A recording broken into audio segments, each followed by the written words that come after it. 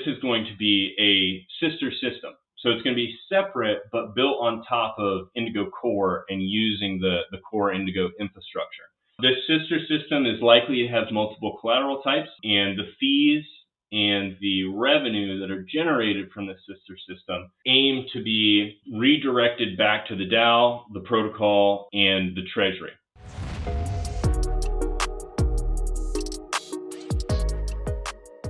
What's up, Beta Nation? Welcome to Dapp Central, your home for everything blockchain and crypto. I'm your host here, Fareed. As a part of today's video, we're diving into synthetics and DeFi, breaking everything going on with the Indigo protocol. Now, if you're not aware, they've just recently released a brand new version on the Cardano mainnet. And as a part of today's sit down, I'm going to be joined by Daniel Short from the actual team to break down all of their latest details and all of their latest progress. Without any further ado, let me bring up today's guest, DeFi Dan. Welcome up, man. How are you? Good, Fareed. How are you?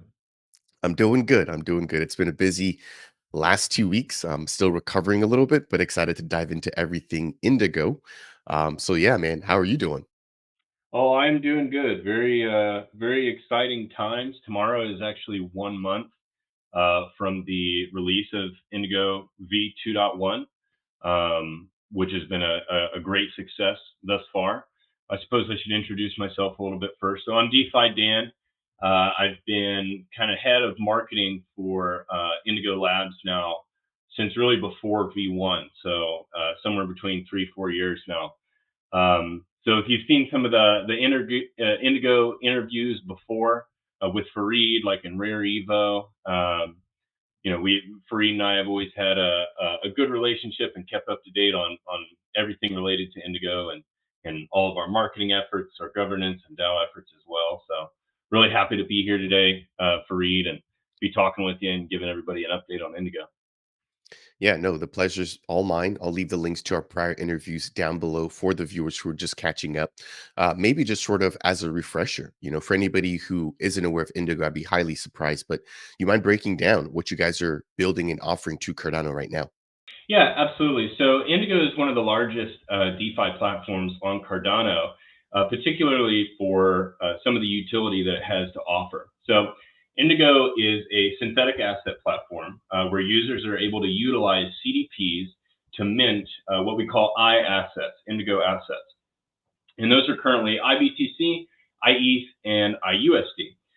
So users are able to use these collateralized debt positions to mint these synthetic assets that offer exposure outside of the Cardano ecosystem. So whether somebody might be speculating on how Cardano might perform versus the iUSD or how Cardano might perform against IBTC, people are able to kind of leverage or use these CDPs in ways where they're able to get different price exposure and different DeFi utility throughout the Cardano ecosystem. So on top of this, I would say even more so, Indigo is a DAO. It's one of the largest and most used and interacted with DAOs on the Cardano ecosystem right now. And as we kind of get into probably later in the video, when we start talking a little bit more about the foundation and some of the DAO revenue generation, I think people will start to understand that Indigo is primarily a DAO, and that's where everything is going to build from. Not just Indigo core, like V2.1, but kind of everything from Indigo's future really stems from the DAO. Got it. I appreciate the nice and brief intro there. For today's interview, we'll be discussing, as you just mentioned, protocol version 2.1, which is now live on the mainnet for a little bit over a month. There's also a tease for a brand new sister project that I want to inquire about. And then I believe there's some content rolling out for the Indigo Foundation. And then we'll jump into proposals. And then we'll close out here by just discussing the future of the synthetics protocol. So jumping into protocol version 2.1, which is just recently released. Dan, you mind breaking down what features, have now hit the mainnet for Indigo? Yeah, absolutely. So Indigo V2 and especially V2.1 essentially reworked a lot of the economic structure of the Indigo protocol itself.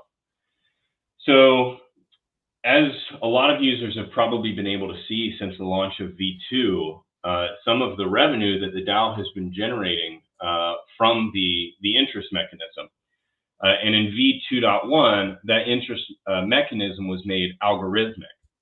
So the algorithm in V2.1 is based off of the total collateralization ratio of the system. So this feeds into the algorithm to adjust the interest rate based on how much of a different particular iAsset is being borrowed. So that interest revenue goes to the DAO, and that DAO is able to use that revenue in different ways. As we've seen just about 2 weeks ago, the Treasury was able to make a withdrawal from the DAO around 440,000 ADA, and then now currently up for vote. As we're recording this video, which I encourage any Indigo stakers watching this go vote on it. But there's another proposal for a 500,000 ADA withdrawal, and these withdrawals, they have certain allocations within them, about 40% to strategic buyback strategy, and then 60% to operational expense.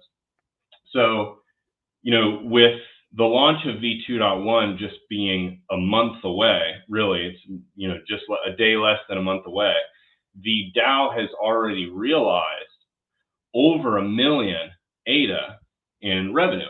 So the foundation, which is kind of the DAO's connection to the real world, right? The foundation just launched their website just yesterday and released a video along with that as well. And the foundation is who carries out the payment of operational expense for the DAO, or who carries out the implementation of the buyback strategy as well. So the foundation and the DAO play a pivotal role in kind of the evolving economic structure that has been able to come from V2 and V2.1 that has unlocked a lot of doors for the DAO. Yeah, no, thank you for sharing that. I actually didn't realize that the foundation website had just gone live, so I'm actually sharing it here live. But I'll leave the links to it down below for the viewers to jump in there and to check it out on their own as well. I love the rebrand. I love the updated artwork, and I love the super detailed, high quality videos. I think you guys have done a really good job of making a lot of the information about what is typically a super sort of complex topic, super easy to digest and understand. So thank you for the intro as it pertains to V2.1. One thing I want to talk about, which I think is really important, is to also maybe highlight, from a ADA management perspective, what are the plans when it comes to staking? Also, even just thinking about indie staking, but then also talking about buyback. So I feel like there's quite a bit to dive into there. A lot of new initiatives. What can you share with us so far about those couple of things? Yeah, absolutely. So that kind of piggybacks on what we were talking about V2.1, because of V2 and 2.1, all of those things have been opened up to the DAO. So as of from V2, part of the ADA revenue that was being paid to the DAO from interest generated was being manually distributed about every 2 weeks or so, roughly. So the cadence was a little bit slow, and it was a rather manual process. So in V2.1, that was made entirely automated. So whenever a user pays a portion of their interest, a chunk of that goes directly to indie stakers as soon as it's paid. And the rest of it goes to the DAO Treasury, right? And that's what gets withdrawn from for the foundation for things like the strategic buyback programs like you were talking about, and then also for operational expense payments, because the DAO is very much a real business, right? It has bills to pay and funds that it needs to utilize.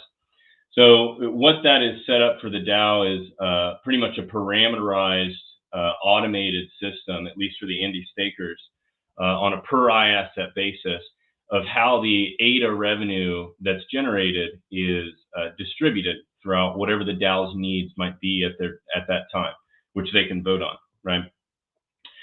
Well, in V2.1, since the cadence of the distributions were increased, and also kind of the flow of funds throughout the system, since V2.1, I think about a week ago, the HRA for indie stakers was around 24% or so.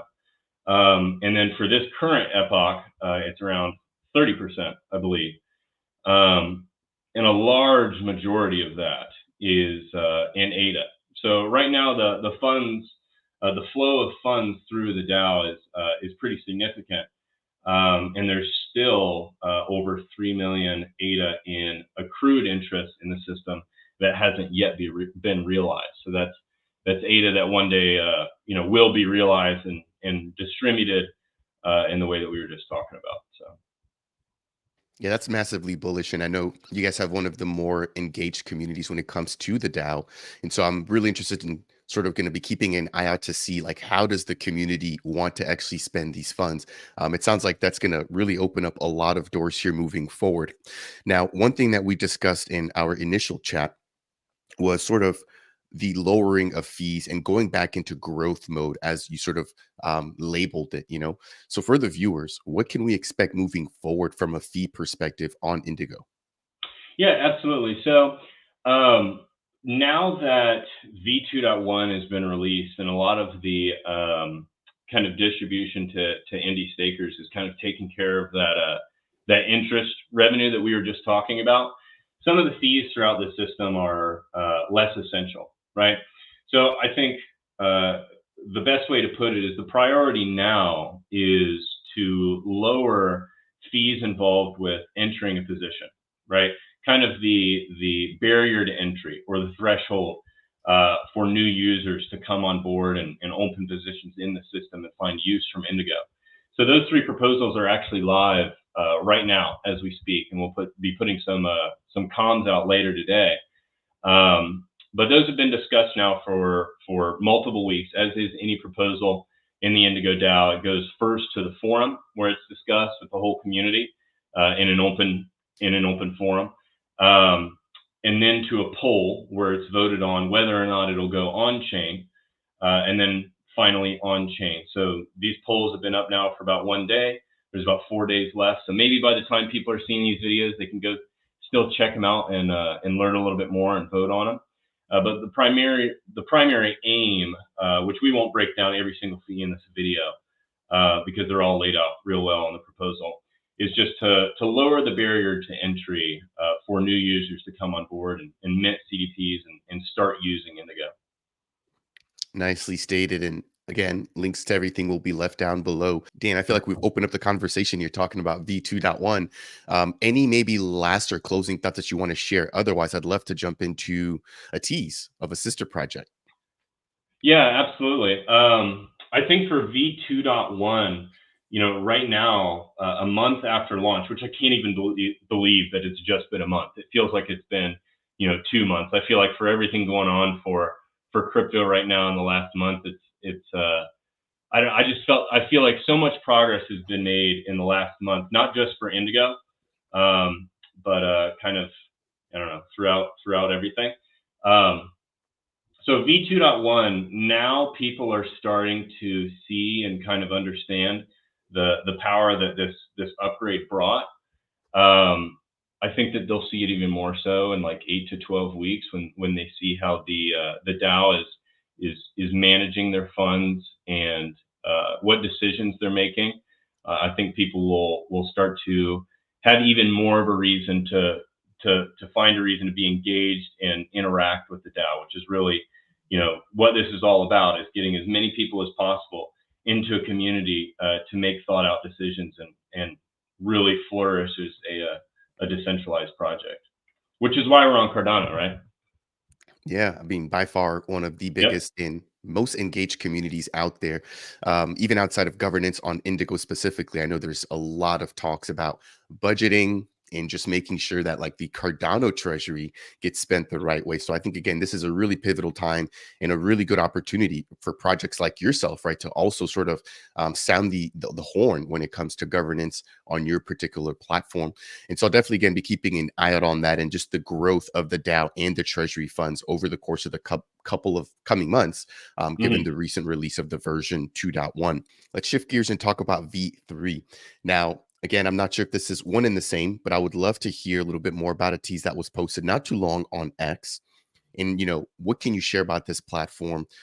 What are maybe the similarities or differences between the core Indigo protocol and this new teased out sister project? Yeah, absolutely. So we're early, so I won't share too much. V2.1 was just a month ago, and we're already talking about what's next. But I do want to clarify. So I've seen it talked out there as V3, Indigo V3, but actually this is going to be a sister system. So it's going to be separate, but built on top of Indigo Core and using the core Indigo infrastructure.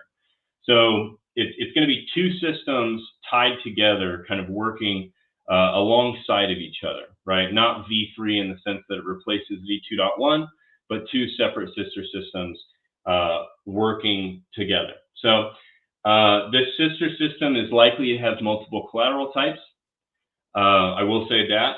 And the fees and the revenue that are generated from the sister system are aimed to be redirected back to the DAO, the protocol, and the Treasury, right? So all very, very important things. So the sister system still very much feeds and contributes to the Indigo ecosystem. So we want to make that clear. It's not a separate project by any means. It's still very core to Indigo.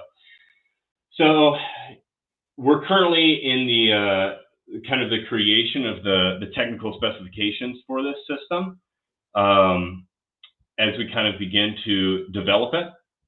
So again, we are still very early, but we know what we're looking for for a solution and what we're looking to provide to the Indigo ecosystem. So we're really excited to get to work on it and start sharing some more teasers probably early this next year. Thank you for sharing that. And you mentioned, the possibilities of opening the doors to supporting different types of collateral. I think that will make the platform even more attractive, right? Because I think a lot of people hold different types of assets, which could be potentially used as collateral because they have value. But because right now with the core protocol, you guys only allow certain types of assets, I think people don't necessarily want to sell those positions in order to leverage or to borrow against them. So I think this could potentially be a game changer. And then even we just sort of speculating here, thinking about sort of permissionless iAsset listings, right? I'm thinking about, for example, something like Snec.fun, where I can jump on, that I don't have to ask anybody for permission. I can launch my own token. But imagine being able to do something similar on this brand new sister protocol, where you're able to jump in there, create an iAsset, without having to ask anybody for permission, then being able to use a wide variety or a wide array of different types of collateral. Again, speculation here, but for me, that's super exciting. I think, again, that allows for a lot of people that maybe have historically been like, okay, I'm just going to sort of stay on the sidelines in Cardano, now sort of deploy capital because they'll be able to get access to potentially new iAssets, representing things outside of the existing Cardano ecosystem. So thank you for sharing that. Again, I understand that you're sort of in a very tough position. You're not able to share too much, but I'd love to get you back here on the channel once you are able to share more about that sister protocol. Now, let's maybe just backtrack just a little bit here. You just mentioned the Indigo Foundation. I know you guys just released some content and the website. For anybody, including myself, what is the difference between you and the current team that you work with versus the foundation in terms of responsibilities and roles? Yeah, absolutely. So the Indigo Foundation is the DAO's connection to the real world. That's the simplest way to say it. So when the DAO, let's say, passes a proposal for a certain initiative that it wants added to the protocol, the foundation would pay labs, which that's us, Indigo Labs, to implement that into the protocol. Now, the DAO could also have other service providers, right? There's plenty of service providers that are actually shown on that website. So a lot of the people that the Indigo Foundation works with, people can see and actually check out for themselves. But those are all vendors that work with the Indigo Foundation on behalf of the wishes of the Indigo DAO, is the simplest way to put it. So as we kind of talk about this decentralization story, not only on Cardano, but with Indigo, I think it's important for people to understand how these things are structured. So you have the DAO, which is the decentralized entity, right? And then you have to have a way for that DAO to act in the real world or connect with the real world with vendors, because obviously, since the DAO is a business, it's going to need services provided to it. And that's what the foundation is able to offer. It's able to, take the ADA or take the Indy from the DAO treasury and actually be able to deploy it and put it to use for the DAO. Got it. Thank you. And as it stands right now, looks like the foundation has gone live. Is there anything currently in the works that the community should be aware of from the foundation's perspective?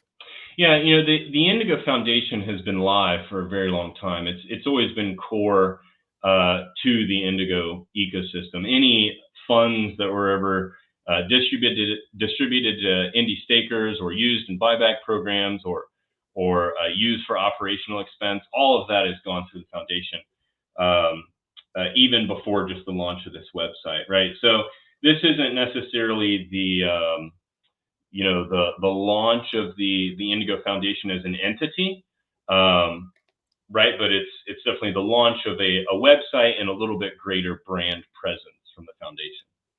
Got it. Thank you for clearing me up on that front. I definitely thought that this was a new initiative. And so, yeah, happy to hear that they've been here all along. This is sort of like you said, a refresher, a rebrand, sort of bringing them back into the spotlight. Again, links to the foundation and the core protocol website will be left down below. Now, let's talk a little bit more about Project Catalyst as we get ready to wind things down here. I saw the mention of Dexter, which is an indexer, if I'm not mistaken, on your original website, and the fact that that's now been open sourced. There's also the Iris protocol that you guys have been working on, and a few other bits of open source tooling that you guys have received funding for in previous Project Catalyst rounds. Do you mind giving us an update on the things that have already been completed? And then let's jump into what's coming next from a Catalyst perspective. Yeah, absolutely. So right now we don't necessarily have anything on the short term horizon for new catalyst proposals, but that doesn't mean we won't have any. We just recently completed Iris, which kind of works in tandem with Dexter. So Iris is a very clear way to digest and distribute DEX information, is the best way to put it. And Dexter is a open source tool that's able to connect to a lot of the different DEXs, right? So Dexter is kind of core to a lot of the DEX aggregators that have been built on Cardano. And both of those are open source projects that Indigo has done through Catalyst. And in my opinion, at least, have opened the door for a lot of developers that are looking up to spin up things without quite as many man hours. Yeah, I think we need more open sourcing in the ecosystem, especially from big builders like you guys, right? Where you guys have the ability to make sure that everything is done thoroughly audited before releasing it to the general community. So, Daniel, as we get ready to wind things down here, I want to talk about the future of Indigo. There's been a lot of really big announcements coming out of the Cardano Summit, one of them being Bitcoin OS, and the fact that that could potentially unlock the $1.3 trillion valuation of Bitcoin, and that we could potentially see some of that liquidity flowing into Cardano. And so I would just maybe ask you, like, what are your thoughts about big breaking announcements like that, which make Cardano more interoperable, again, bringing liquidity in? But then I also want to pose a very similar question, but in the opposite sense. As one of the biggest DeFi protocols here on Cardano, do you guys have any plans or thoughts, or maybe just have like even just taken a look outside of Cardano to see if there could be a fit for Indigo somewhere else? Well, I'm really excited about the Bitcoin OS announcement, and we are looking into how that might be useful to Indigo, which I would be very excited to see. So we'll definitely put out some news about that as soon as we're able to find anything out.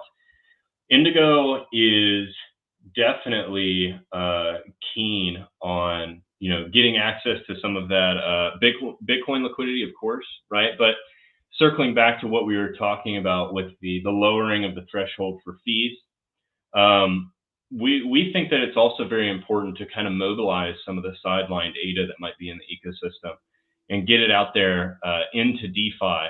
So that way, some of the Cardano holders out there, the Cardano believers, start to kind of realize really what the potential is of the DeFi ecosystem. So I think that the Bitcoin OS situation is very exciting, but I think that alongside of that, we can work to mobilize some of the ADA within the ecosystem as well.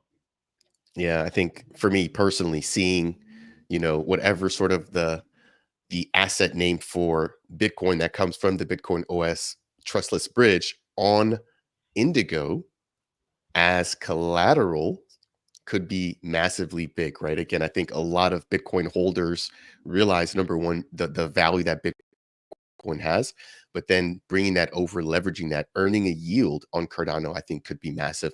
And so, last and final question, multi-chain operations. There's been a lot of additional protocols here. For example, World Mobile, as of late, has now expanded over into Base. Does Indigo have any plans or any desire whatsoever, to see if you guys could be leveraging another ecosystem? Yeah, we're not against it. We've definitely, looked into and investigated if there is anywhere that's, crying out for a product like Indigo. And we're looking into areas like that as well. But we really, I want to be careful around this conversation because I know a lot of people get alarmed and it creates a whole Twitter storm and everything like that. So I don't necessarily have too much to say on the interoperability or multi-chain as of right now, because if I did have something to say, I want the communications to be very clear. I think that's important. So as of right now, not enough for us to say anything on this call. We're definitely excited about Bitcoin OS. We're definitely excited about some of the things that are coming to Cardano, we think, in 2025. And we'll continue to keep our eyes on other areas that might need a project like Indigo. Perfect. Daniel Short here as we get ready to wrap up. Last and final closing thoughts. Anything that you want to share, for example, about V2.1, the foundation, how people can join your community? The floor is yours. Yeah, absolutely. So there's 4 votes currently on chain right now that people can go check out. One is for another withdrawal of ADA from the DAO Treasury, so people can go and learn a little bit more about the flow of funds throughout the Indigo ecosystem. A good place to do that is to join our Discord. We have so many people in there. We have the protocol working groups, the protocol outreach groups, and a lot of other just contributors to the community that are in there pretty much 24/7, ready to answer questions. So our Discord, I'm sure, will be in the description as well. Another good place to follow and keep up to date on all of the current proposals or news would be both the Indigo Protocol Twitter and the brand new Indigo Foundation Twitter page as well. So we're really excited for 2025. The deployment of V2 and V2.1 really builds a foundation for kind of what we have planned with this sister system. So the smooth launch of V2.1 was really the setup for kind of what we're planning to do in 2025. So we're very excited about the year to come, not just for Indigo, but especially for Cardano. I think a lot of things will kind of come to life here soon. So all in all, just excited for what's ahead. Yeah, I think it's about to be Cardano season. I know we saw a very brief glimpse of that about a year ago, where Cardano DeFi was just through the roof, right? And so, with the renewed interest in Indigo, the release of 2.1, the rebrand for the foundation, I think there's a lot going for you guys. And as you've mentioned, once we are able to get more information about that sister project, I'll definitely be making sure to share that here with my community. Ladies and gentlemen, we've got Daniel Short here, the lead marketer for the Indigo protocol here, breaking down all of their latest developments. I hope you guys have found today's video to be helpful. If you did, please make sure to smash that thumbs up. It's one of the easiest ways to support me as a content creator. If it's your first time stopping by Dapp Central and you want more content like this, talking and breaking everything down with the biggest builders here in Cardano, consider subscribing. And last but not least, if you have any questions for me or Daniel, leave a comment down below. That said, and as always, we'll see you guys in the next video. Cheers, everybody.